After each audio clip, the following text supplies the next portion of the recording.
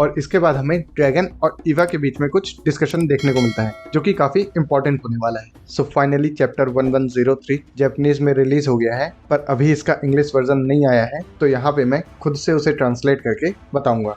ये official English version नहीं है, तो इसमें और ऑफिशियल वर्जन में थोड़े बहुत माइनर चेंजेस हो सकते हैं। सो इस चैप्टर का नाम है आई एम सॉरी डैड, और पूरा चैप्टर पढ़ने के बाद हमें पता चल जाएगा कि ऐसा क्यों है। अब चैप्टर की शुरुआत होती है फिर से एक छोटे से फ्लैशबैक के साथ, जिसमें वेगापंक और बॉनी दिखाए जाते हैं और वेगापंक बॉनी से पूछता है कि उसने क्यूमा की सारी मेमोरीज को देख लिया या फिर नहीं देखा है। तो बॉनी कंफर्म करती है कि उसने सारी मेमोरीज को देख लिया है और उसके बाद वो वेगापंक के पास जाके रोने लगती है। और करंट टाइम पे बॉनी की एज 12 साल है। In the next panel we get to see Vegapunk Bonney को एक गिफ्ट देता है जो कि कुमा ने वेगापंक को दिया था बॉनी को देने के लिए, और ये गिफ्ट एक ब्लू कलर का सफायर है। बॉनी इसे लेती है और कहती है कि मैं इसे हमेशा अपने पास संभाल के रखूंगी। तो वेगापंक उसे कहता है कि ये एक सफायर नहीं है बल्कि एक तलिस्मान की तरह काम करता है, और तलिस्मान हम उन चीजों को कहते हैं जो किसी चीज के इफेक्ट को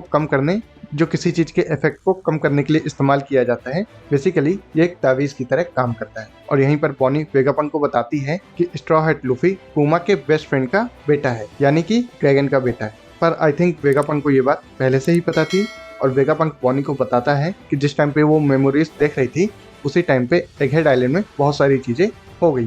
फिर हम नेक्स्ट पैनल पे आते हैं और अब हम फाइनली करंट टाइम पे आ गए हैं, जहाँ पे हम देखते हैं कि सैटर्न ने बॉनी को पकड़ा हुआ है और उसे बताता है कि कुमा मर चुका है। वहीं पे हमें सांजी और वेगापंक देखने को मिलते हैं जो कि अपनी जगह से नहीं हिल पा रहे हैं। दूसरी तरफ पैनल में हमें रेवोल्यूशनरी आर्मी देखने को मिलती है, जिसमें वो लोग न्यूज़पेपर पढ़ रहे हैं कि एगहेड आइलैंड पे बस्टर कॉल अटैक हुआ है और इस बार का जो एनसर्कल है वो ओहारा से भी बड़ा है। और इसके बाद हमें ड्रैगन और ईवा के बीच में कुछ डिस्कशन देखने को मिलता है जो कि काफी इंपॉर्टेंट होने वाला है, जिसमें ड्रैगन ईवा से पूछता है कि कुमा अब अपने इंस्टिंक्ट पर काम करने लगा है, और अगर ऐसा है तो अब वो कहाँ जाएगा। तो इवांकोव इसका रिप्लाई करते हुए कहता है कि अगर मैं कुमा की जगह होता तो मैं डेफिनेटली मरीज हुआ जाता बिना किसी हेसिटेशन के।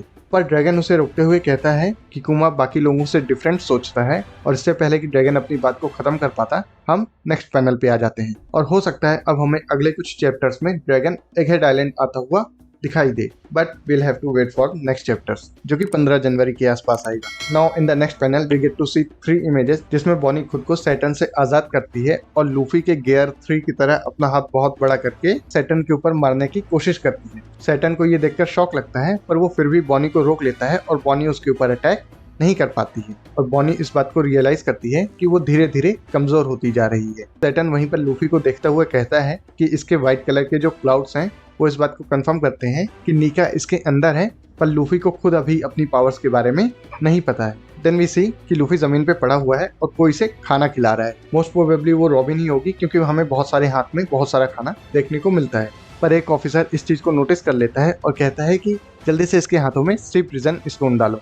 And then we come to the next channel, जहाँ पे बॉनी रियलाइज करती है कि वो अपनी एज को मैनिपुलेट नहीं कर पा रही है, और इस बात को वो बोलती भी है। सैटर्न तब उसे बताता है कि बॉनी की जो एज मैनिपुलेशन की पावर्स हैं वो उसने दी है, और उसे ये भी बताता है कि बॉनी उसके 8th वाइफ की बेटी है, और जो एक्सपेरिमेंट्स थे उसने अपनी 8th वाइफ के ऊपर किए थे, पर उसे ये बात नहीं पता थी कि एक्सपेरिमेंट के इफेक्ट्स बच्चों पर भी होंगे। और इस एक्सपेरिमेंट के साइड इफेक्ट की तरह सैटर्न के हाथों पर ब्लू कलर के छाले आ जाते हैं, और बॉनी को ये ब्लू कलर सुन के शॉक लगता है, और ऑब्वियसली उसे अपने तलिस्मान की याद आई होगी, पर वो उस तलिस्मान का कुछ वहाँ पे यूज करते हुए हमें दिखाई नहीं देती। ये सब सुनकर बॉनी रोने लगती है और डरने लगती है, और वो इस बात कहती भी है कि उसे डर लग रहा है, एंड ऑफ द डे यार वो 12 साल की बच्ची है, तो एक बच्ची के ऊपर आप कितना प्रेशर डालोगे।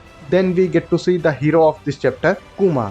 हमें ये दिखाई देता है कि साउथ वेस्ट कोस्ट पे कुमा आ गया है और सेंटर की तरफ बढ़ रहा है। कुछ मरीन्स उस पर गोली चलाते हैं, पर कुमा उन गोलियों से बचता हुआ और मरीन्स को मारता हुआ वहां से आगे बढ़ता रहता है। फिर हमें अगले कुछ पैनल्स में देखने को मिलता है कि कुछ मरीन्स उसके ऊपर बाजूका से भी अटैक कर रहे हैं, जिससे कुमा को थोड़ी बहुत इंजरी होती है, पर वो लोग भी कुमा को नहीं रोक पाते हैं। देन हमें एक बहुत बड़ा सा पैनल देखने को मिलता है जिसमें बॉनी रो रही है और चिल्ला के कहती है I am sorry dad. And finally last second panel में हम देखते हैं कि सैटर्न ने बॉनी को पकड़ रखा है। 2 मरीन्स बॉनी के ऊपर गोली चलाने वाले हैं, लेकिन वहीं पर तभी कुमा आ जाता है और कुमा सैटर्न के पास बहुत बड़ा ब्लास्ट करता है, जिसमें वो सारे मरीन्स उड़ जाते हैं और सैटर्न सैटर्न के हाथ से बॉनी गिर जाती है और कुमा बॉनी को पकड़ लेता है। Then in the final panel we get to see कि सैटर्न बॉनी और कुमा के ऊपर एक साथ अटैक करने की कोशिश करता है अपने स्पाइडर लेग से, पर कुमा एक हीरो की तरह उसके पैरों को पकड़ लेता है और तोड़ देता है। Then we get to see कि कुमा सैटर्न को एक बहुत जोरदार हाकी वाला पंच मारने वाले हैं,